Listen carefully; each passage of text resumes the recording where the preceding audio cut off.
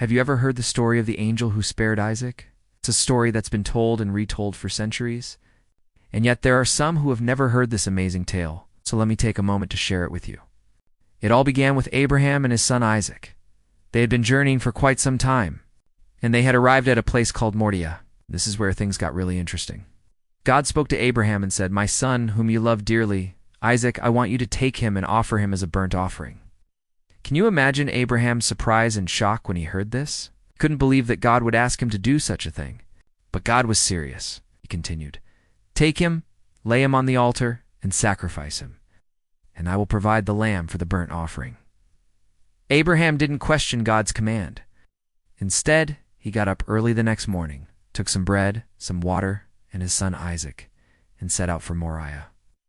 As they walked, Isaac carried the wood for the altar, and Abraham carried the knife. The closer they got to the altar, the more nervous Abraham became. When Isaac asked his father why they were going there, Abraham simply replied, "God will provide a lamb for a burnt offering." Finally, they arrived at the altar. And without hesitation, Abraham did as God had commanded. He laid Isaac on the altar and prepared to sacrifice him. Just when Abraham was about to sacrifice his son, a voice boomed from heaven. "Stop, Abraham, stop." Startled by the voice, Abraham looked up and saw an angel of the Lord standing before him. The angel said, "I am pleased that you have obeyed my orders so far. Now, because you have shown your faith, I have saved Isaac from death. For I myself will provide the lamb for a burnt offering." Quickly the angel went over to a nearby thicket, reached into it, and pulled out a ram. Then he offered the ram as a burnt offering instead of Isaac. Abraham was overjoyed.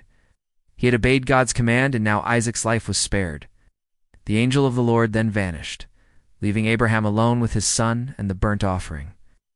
This story teaches us that God is always in control. Just as he provided a lamb for Isaac's sacrifice, he will provide for us whatever we need.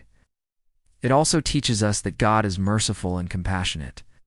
Even though Abraham had come to sacrifice his son, God did not hold it against him. Instead, he forgave him and blessed him.